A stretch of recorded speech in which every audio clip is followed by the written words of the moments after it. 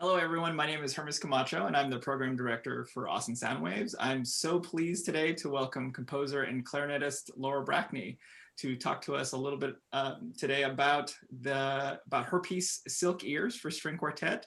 It's part of the program for our first concert, our debut concert for the Phase 4 concert series at Austin Soundwaves. Laura, thank you so much for taking the time to talk to us today. Thank you for having me. Sure.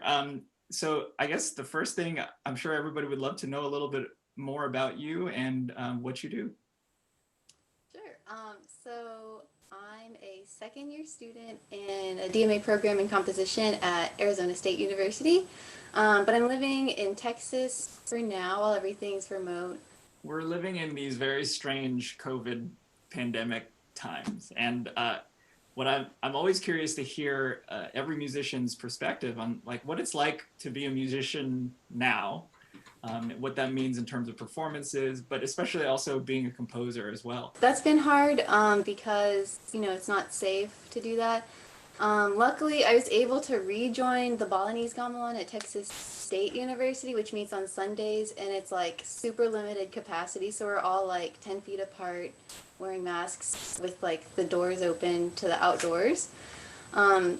That's been nice, and I think the only other thing I've done with a group making music was actually just this last weekend. I came up to Austin and Steve Parker let some people play on some of his recent sound sculptures at KMFA's new exhibit. So that was just so much fun to like play with a group of people. I really missed that.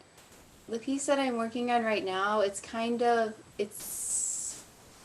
it's kind of informed by like a class I took where we had like a serious assignment of doing a lot of sonic meditations. So I was here when I had to like restart when I came back to Texas because I didn't bring that journal with me. So I did a ton just like staying home, so indoors. So I was listening to a ton of electrical hums, and so that's kind of influenced the aesthetic of the piece. Is there anything in Silk Ears that you want the listeners to maybe pay attention to? Opening of the first movement has it's kind of like focused on rhythmic dissonance, so like interlocking patterns of twos and threes,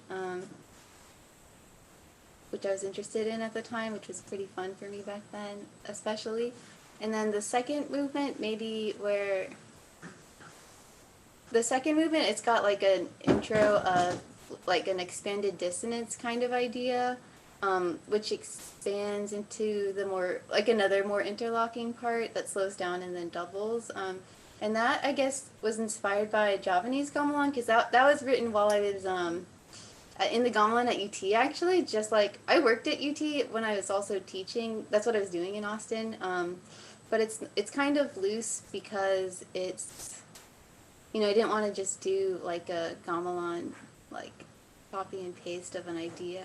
The second movement was from the Mask in the Tempest. So it's like all these goddesses called forth and singing. So maybe that one's more like straightforwardly melodic, hopefully. Well, Laura, thank you so much for joining us today and talking to us about Silk Ears and about your work. And we look forward to seeing you in person, hopefully soon. Thanks again. I had a lot of fun talking with you today, and I'm just really excited to have people interested in the piece.